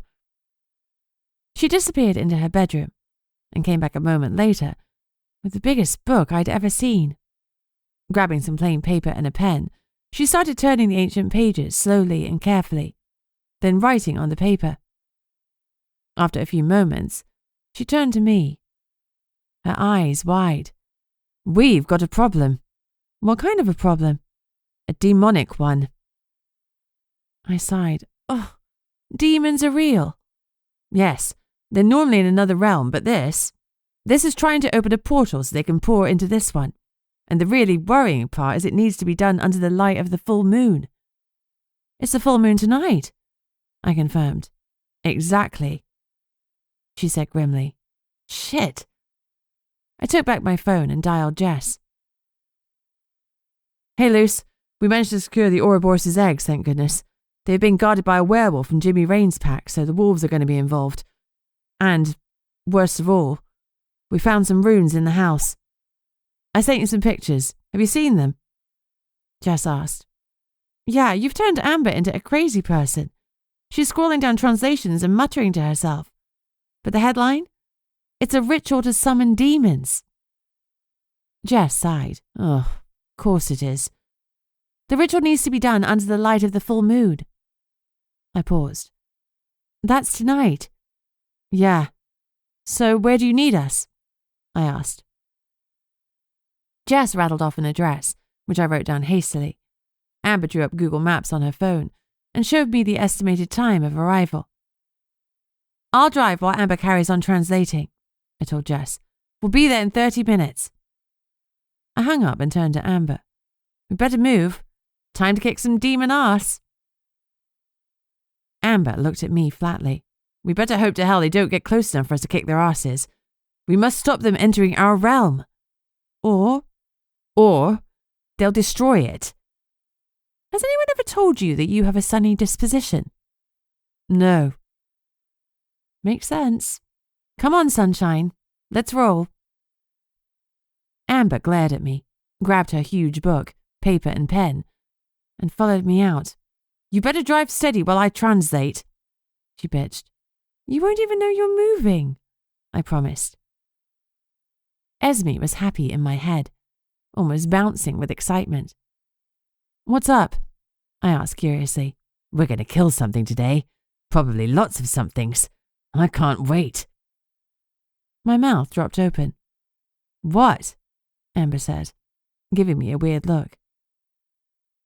I shook my head. Some things shouldn't be shared, like the fact you have a homicidal maniac in your skull. Chapter 8. My ability to overlook the speed limit meant that we were one of the first to arrive at the address Jess had given me. I knew it was the right place because, 1, the sat-nav had taken me there, and 2, Lord Samuel was standing next to an elf. Jess had called in all the troops. I waved as I parked up. Amber joined us, spreading the paper out around her. muttering as she paged through her book and wrote down translations. "This is Leo Harfin," Lord Samuel said. "This is Lucy Barrett." "Ah, Lucy," said Leo jauntily. "Good to see you." "You haven't met before, Leo," said Lord Samuel dryly. "Haven't we?" The elf absently scratched his head. "Oh, never mind." He had a huge sword strapped to his hip and was leaning on a staff. I hoped he wouldn't use either weapon because he didn't seem all there. Lord Samuel pulled me a few steps away. "Are all elves so weird?" I asked. "No, Leo has dabbled in things he shouldn't have. It has affected him." "How have your cloak and dagger investigations gone?" "They've led me here," he said grimly. "I thought Jinx had called you." "She did, but the ones opening the portal to the demon world have some werewolves with them. Funnily enough, they are the same wolves I was sent to investigate. There's a lot more of them than us. The only advantage we have is that many of them will hesitate to attack on Alpha. We will shift and you will stick by my side. Are we clear?" "Yes, Alpha," I agreed automatically. I looked around. Manners was there with a huge group of brethren and colleagues who were strapping on weapons and looking deadly. "Amber," Jess called. "We've got to move." Amber stood muttering, frowning at my phone screen. "That can't be right." Lord Samuel gently tucked a hand under her arm and started leading her along the path. I followed, and Jess and Gatto brought up the rear. Gatto was in full battle cat mode, with black obsidian spikes and red eyes. He was ready to wreak havoc. "Sorry I pulled you all into this," Jess sighed. "I'd rather you were all home safe." "There's nowhere else we'd rather be. Just be careful." Jess smiled. "I'm always careful." I snorted. "Sure, as careful as a bull in a china shop." "If the bull was considerate, he'd be super careful," Jess pointed out. The line in front of us halted, and we spread out. Lord Samuel started to remove his clothes, and I hastily followed suit. I guessed he was about to learn how quickly Esme and I could shift. As he started to shift into fur, we did the same. In a blink, we were on 4 legs. Manners moved silently to Jess's side. "As far as we can see, there's a full pack down there, but some of them are in cages," he said. "Why would they be in cages?" Jess asked, confused. Amber spoke up. "Hose full of the demons they intend to summon." Manners grimaced. "We don't have enough containment charms for that many demons. We need to stop this, now." "You're preaching to the choir," Amber muttered. "Let me get closer so I can see what we're dealing with." Manners led Amber, Gatto, and Jess to a spot in the hedge where it wasn't so thick. Amber squinted into the darkness and swore. "They're not just summoning a few demons," she ground out. "They're opening a portal." "Can you tell where to?" "To the demon dimension." Suddenly, the pool lit up with flames. Sparks flew, and the pool bubbled and frothed as it set itself on fire. It blazed, an inferno dancing on top of the water. "We're too late," Amber whispered mournfully, as a tear ghosted down her face. "They've opened the portal. God damn it! What are they thinking?" She shook herself and dashed angrily at her cheek. "We need to close the portal before it gets sealed open." "How do we close it?" "We need a sacrifice." Jess bit her lip. "Like we all agree to give up chocolate?" Amber gave her a dark look full of scorn. She wasn't into jokes right now. "Like one of us agrees to give up our life." "Rock, paper, scissors?" "I'm the oldest. Jake is dead and Amelia is dead. I'll paint the closing runes and then I'll step through." Amber seemed determined, and we didn't have time to waste. "That's plan B," Jess said firmly. "What's plan A?" Amber asked dryly. "Plan A is none of us dying." "And we're going to accomplish that how?" Manners demanded. "I'm still working on that part," Jess admitted. Amber shook her head. "Whatever our plan is, we need to get me to the poolside so I can paint the closing runes around it. And we need to move. Now." Manners turned to Jess. Can you blast a hole in this hedge? Now! Now! Amber said urgently. Ready, Manor said to his men, and they clicked off the safety catches on their guns. With them having no magic, it felt like they were bringing knives to a gunfight. Suddenly, half the hedge disappeared, and we were standing behind nothing. Jess looked a tad sheepish. She hadn't intended for the hole to be quite so big. The caged wolves around the pool spotted us instantly and let out howls of alarm. The uncaged wolves started racing towards us. Lord Samuel and I were up. 2 versus a whole pack. Easy. Chapter 9. I tried to count the ravening wolves, but they were moving way too quickly. There were 50 at least, maybe 60. Too many. Way too many. But we had no choice. We had to close the portal. I knew then that this was a suicide mission. We will kill many of them, Esme said with satisfaction. She was not daunted by the idea of dying, and I tried to emulate her bravery. But I'm only 25, and I haven't been in love yet. It seemed too young to die. There was a screech, and I saw a shape move against the night sky, blocking out the stars with its body and its huge wingspan.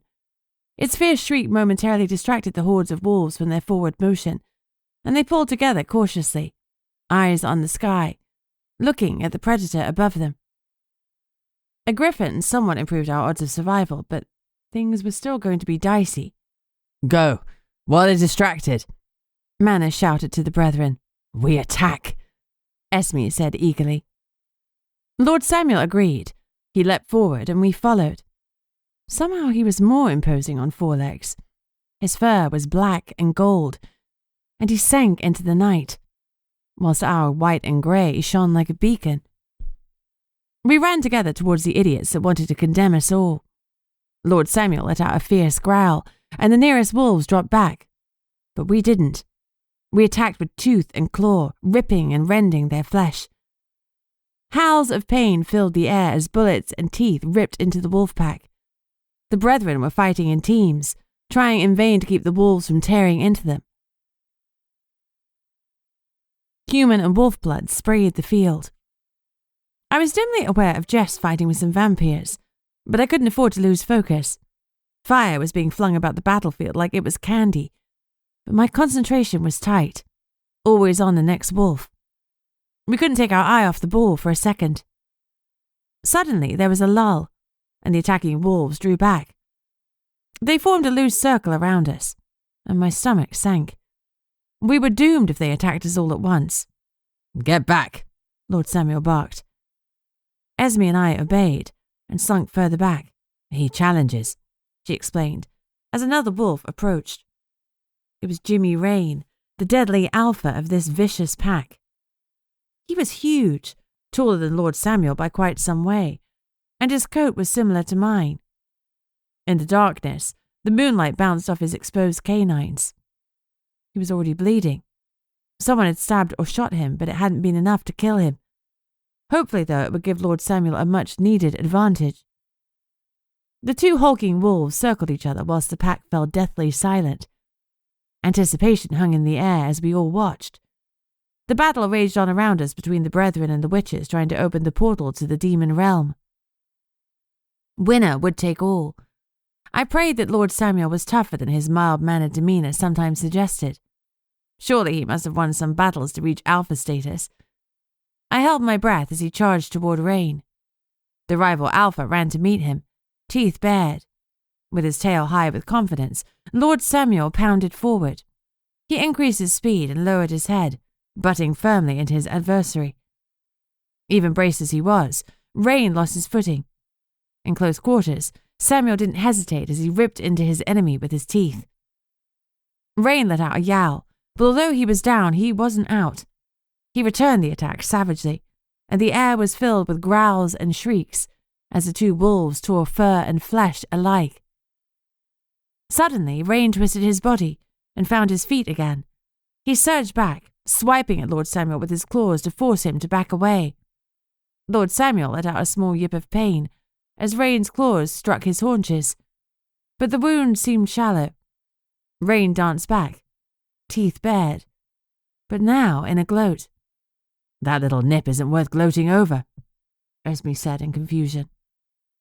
As we watched, Lord Samuel stumbled. Something was wrong, because that cut shouldn't have affected him so much. Before, when he'd been savagely bitten by Rain, he'd barely flinched.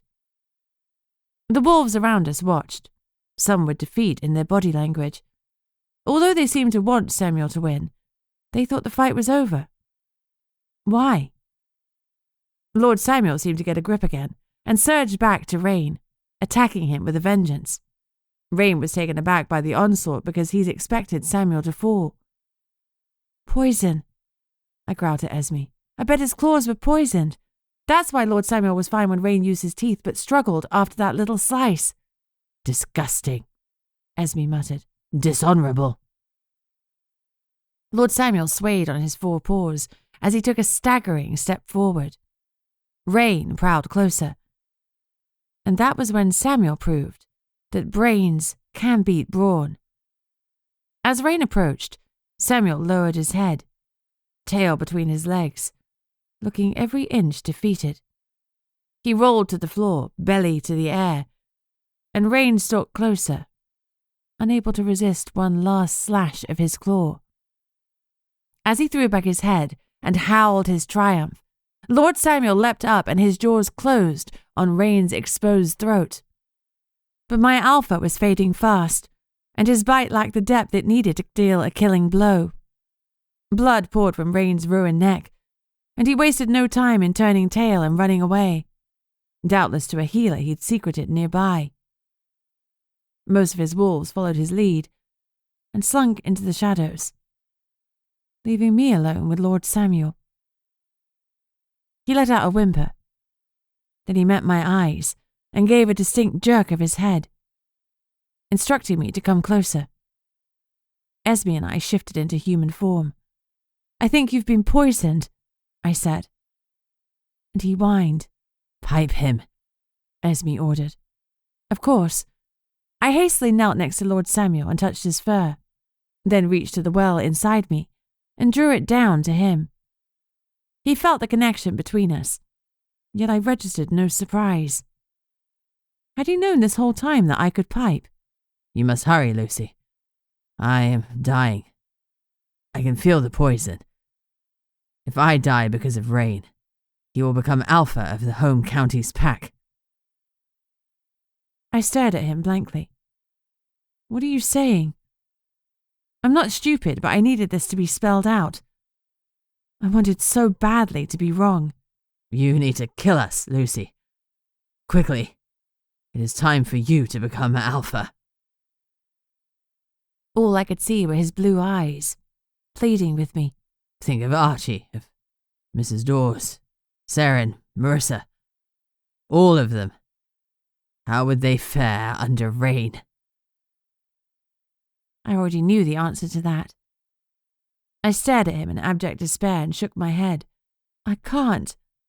Lesson 1 in being an alpha. Sometimes you must do what others cannot. You must do what is right. Not for you, but for the pack. This will haunt you, but it is the right thing to do. Samuel's breathing grew strained. Tell Archie I love him. Now, Lucy. Now. Still, I hesitated. My adopted mother is a nurse, and I'd been raised with the Hippocratic Oath drilled into me. Do no harm. With a growl of impatience, Esme forced a change on us. It was the first time she'd ever tried to do so, but I didn't fight it. We were on 4 in an instant. We leapt forward, and she clamped our jaws around Lord Samuel's throat, as he had done to Rain. She was at full strength when she ripped at his throat with all our might. It took no more than seconds for the light to leave our alpha's eyes. His chest stopped moving, and he lay still, like a stuffed animal. Esme threw her head back and howled, not in triumph, but in sorrow. Chapter 10. The alpha is dead. Long live the alpha. Me? We were still in the middle of a battleground. There were vampires and wizards and balls of flame around us, but despite the danger, I wanted to carry Lord Samuel somewhere safe. At the very least, I should take his body home to Archie.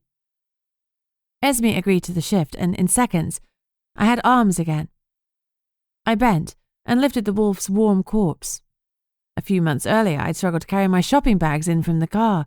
Now I carried a 100-kilogram wolf without blinking. I laid him carefully by the pool. As I watched, he shifted back to human.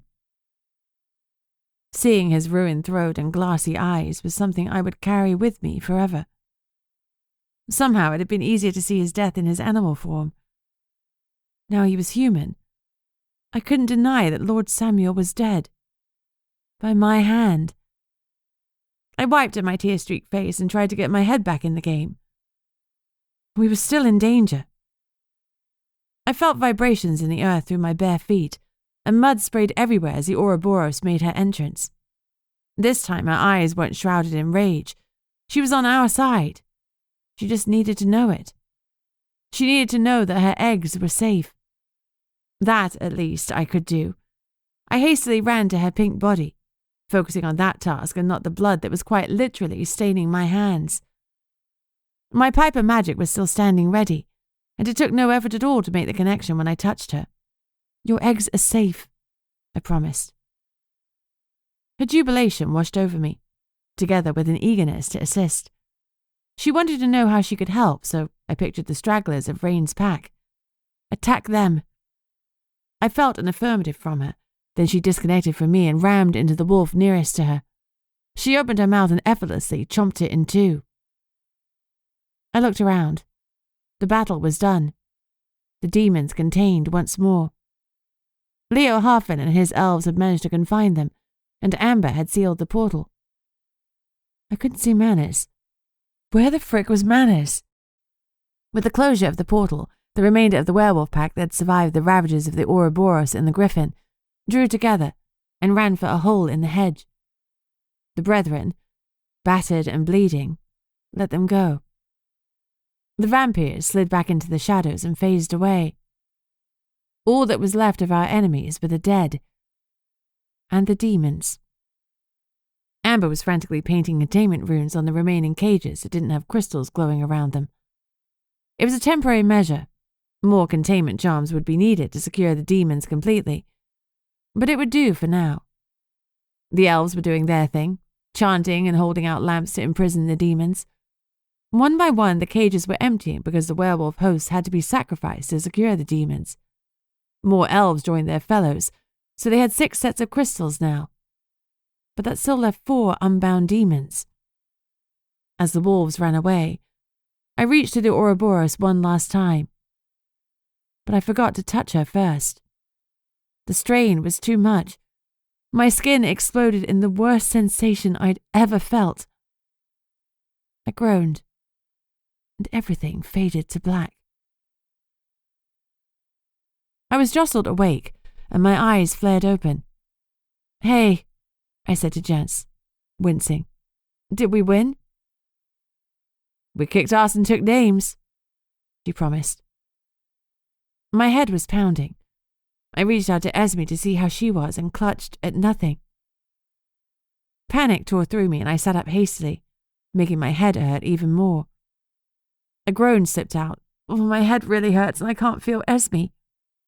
I tried to be cool about it, but my voice was a shade away from hysteria. "You're in the common," Jess reassured me. "The other realm kicked you out. I guess you needed a recharge." I blinked. Oh.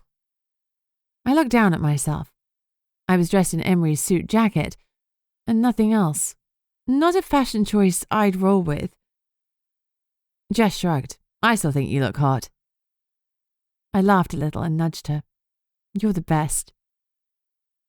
It was hard to believe it was over.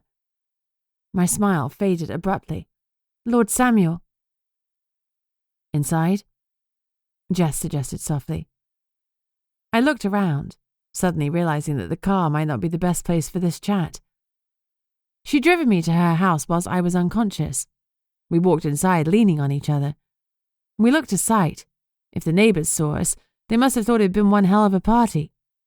They wouldn't have been terribly wrong. Tea? Jess asked. Nothing seemed so bad with a brew in hand. Surely it would make me feel better. A cup of tea could absolve you of murder, right? Yeah, a cuppa will help. Jess gave me another long hug. A brew and a cuddle. She reheated some leftover pizza and put on some toast, then called Chris in from sentry duty outside and gave him the list of the fallen. I was relieved that she didn't have to recite Manna's name. Emery joined us. I'd seen him flying into the fray. I was glad the Prime Elite Dragon was on our side. Food and bed, Jess suggested. For a few minutes we ate in silence.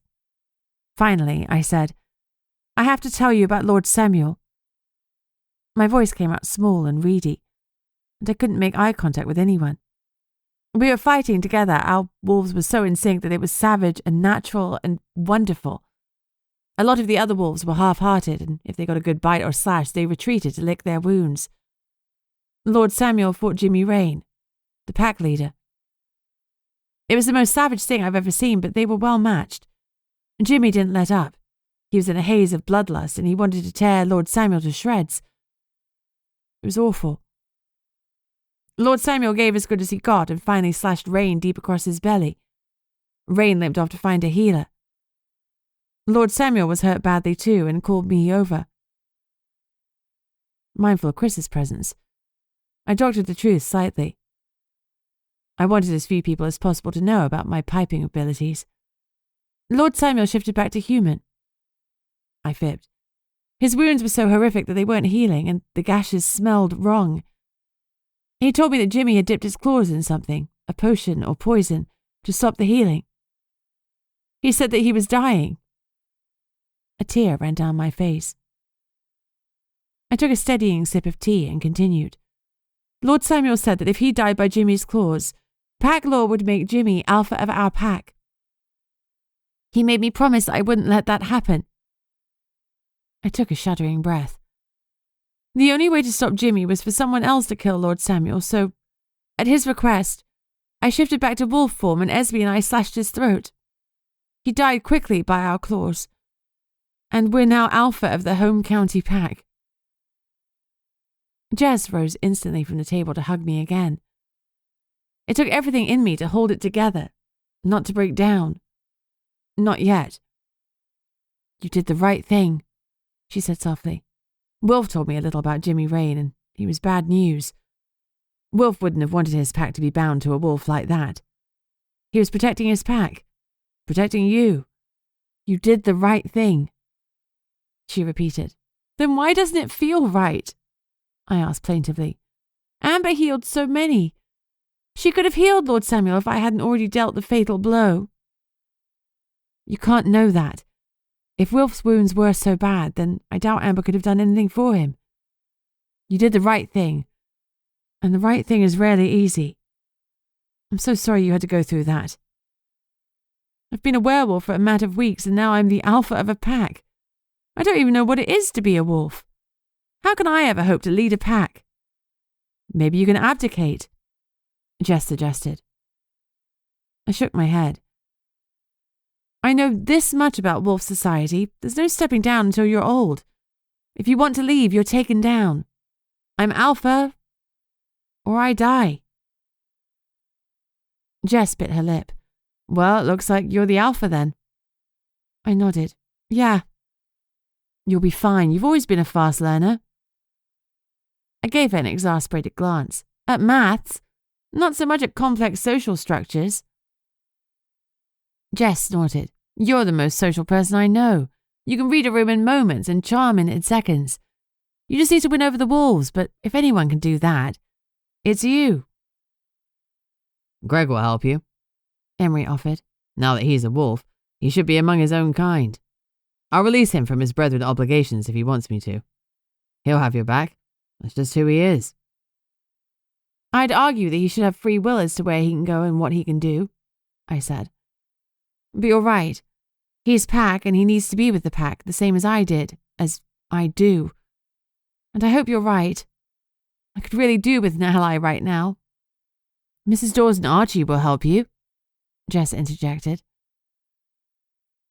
I shook my head, remembering the less than warm welcome I'd received so far. And that was just because I was a stranger. I'm not so sure about that. I killed Lord Samuel. He was already dying. You just hastened his death to protect the pack. Tell them the truth and they'll help you. Technicality or not, would you help your parents' killers?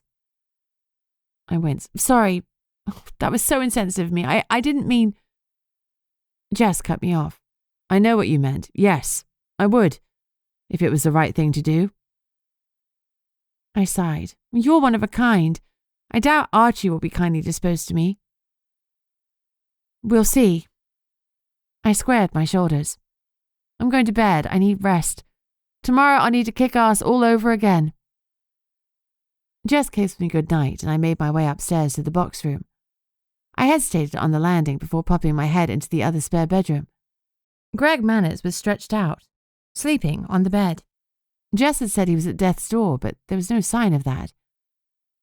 He looked absolutely fine. To save his life, Jess had stabbed him with Glimmer, a magical dagger which imparted magical essence.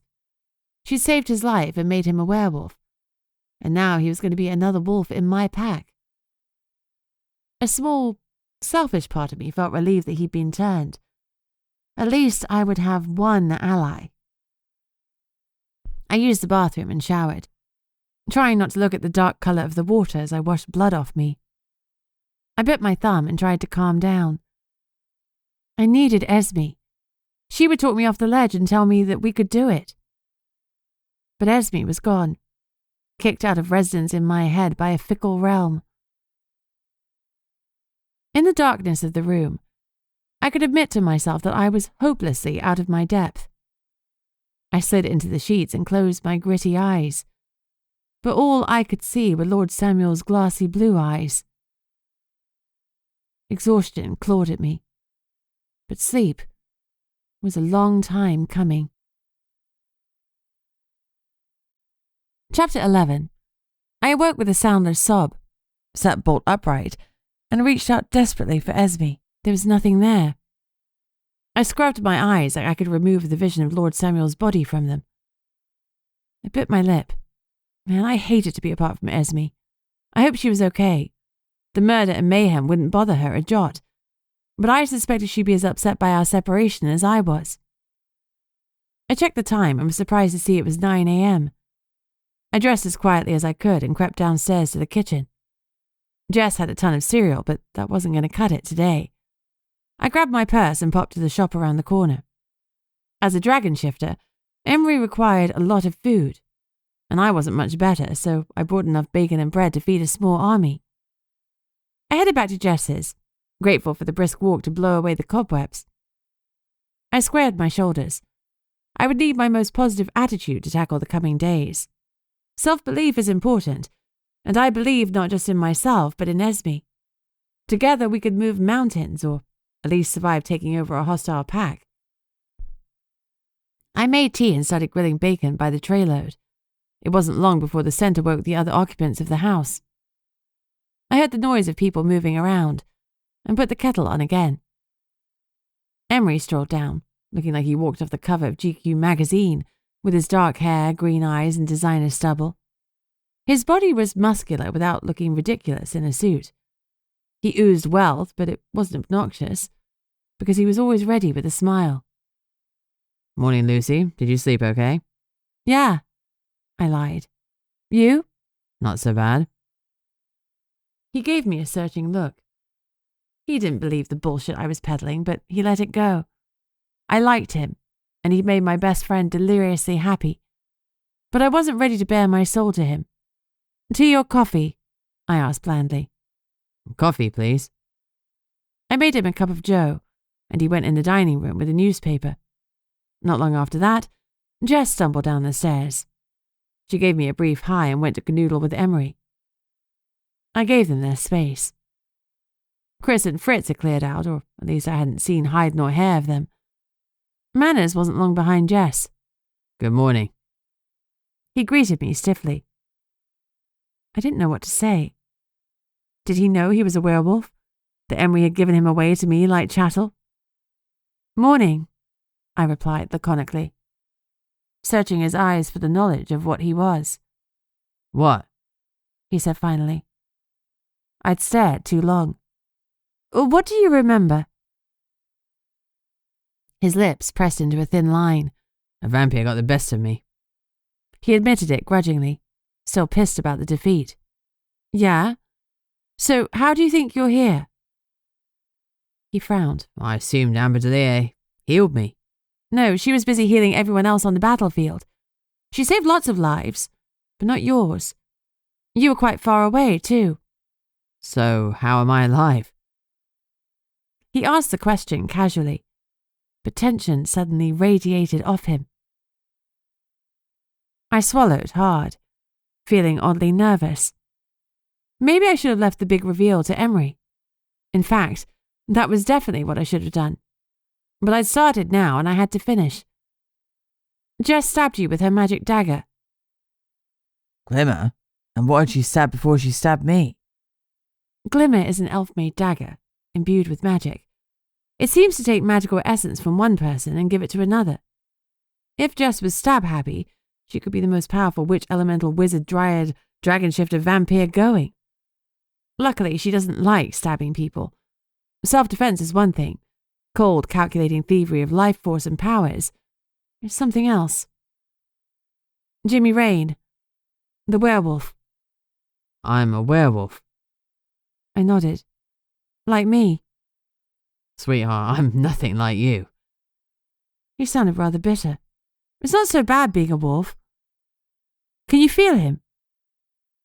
He paused and thought before shaking his head. No, I'm in common. Gato could send you to the other and then you can meet him. It's not so bad. Gato was a hellhound and, as such, he can manipulate the other realm. He can send you from the other to the common realm to recharge as needed and vice versa. Not for you because you can talk to your wolf. I'm no piper, he said grimly. It'll be all right, I offered lamely. You can be a part of my pack. I was the worst alpha ever. I was going to have to work on my "you're a werewolf" pep talk. I couldn't quite remember the one Lord Samuel had given me, but I'd been in shock at the time. Your pack? Yes, Rain poisoned Lord Samuel and I had to kill him before the poison did its thing. Otherwise, Rain would take over my pack. You killed Samuel and now you're alpha. He was looking at me like he hadn't seen me before. I didn't explain that Esme was a tough one. That's about the size of it. Jess stepped in the kitchen. Morning, Toots, she called to Manners. His lips twitched. Oh, that's my line. Gone was the uncertainty of moments before. He put on a good front and I'd have to remember that. He was smiling and looking jovial, like I hadn't just told him he was a different type of magical being now. Here was someone else I'd better not play poker with. Yeah, well, it's grown on me. Jess gave him a cheeky wink. I guess you've had pink hair long enough. She concentrated. Not pink, she muttered. Manners' hair leached from pink back to its usual blonde. I studied him. He was broad and muscular, and his grey eyes suited the dirty blonde shade. He hadn't shaved this morning, and a fine layer of stubble graced his square jaw. You look better blonde, Jess commented. He winked. I can rock any look you throw at me. She grinned back. Green? His grin faltered.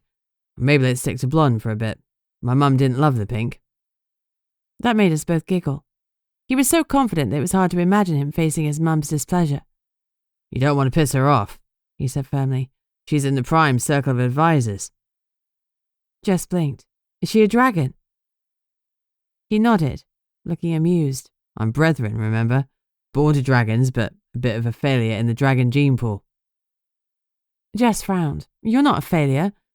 The brethren is an essential part of the dragon's social infrastructure. They'd be lost without you all.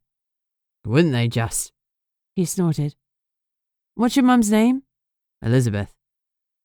Has Lucy explained? That I'm now a werewolf. Yeah. She mentioned it. His tone was light, but his expression wasn't. How's your mum going to feel about the werewolf thing? Jess asked. Not warm and fuzzy. Manners admitted. Probably the same as I feel. Jess winced. I'm sorry. You were dying. Chill, Jinx. I'd rather be wolfy than dead. It'll just take some getting used to, that's all. He turned to me. I am grateful to be alive. To be a wolf. That's good. It could be a bit of a shock. Manners agreed. I'm a soldier, so I'm rarely shocked for long.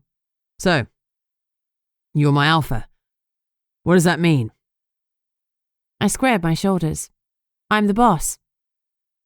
Manners nodded. Okay, you're my new prime. What do you need? I blinked. Huh? How can I help? I've no idea. I'm new to this alpha business. I need an ally. Then you've got it. Manners snagged a bacon sandwich. I'm going to shave and then we can hit the road. Best leave before Mum gets wind of this. You're making me scared of your mum, Jess commented. Then you're on a par with the rest of us. Manners winked, took his sandwich, and left Jess and me alone. Jess made herself a sandwich, complete with a generous helping of tomato ketchup. This is a good start to the day. I've kissed Emery, my best friend is here, and we're having bacon. No one is trying to kill me. I grinned. Yeah, that's a good start. I better go and pack my bags. I can't have Manners waiting for me. I looked down at my faded jeans and pale pink polo shirt. Should I change before I go and tell my pack I'm their alpha? Black is the new black, apparently. Jess shook her head. You do you, and Lucy. You might have to do bitchy backstabbing you from high school for a while. No weakness, no fear. Strength and bitchiness. The other realm is dog eat dog. I smirked. Fake it till you make it. Don't you worry. Esme and I will crunch away as needed. I didn't get a second chance at life to throw it all away because it's getting tricky. We'll roll with the punches and come up swinging. I know you will. Go get them. Jess beamed. I hugged her and popped back into the box room to pack my bag. Gatto kindly sent Manners and I into the other realm. The relief I felt when Esme popped into being was unreal. Hey! Hello, Lucy. Are you well? She sounded calm, but her mind was clinging to mine just as tightly. I missed you. It was an abrupt exit. We should avoid that. Agreed. I chatted with Esme quietly. I said Manners a glance.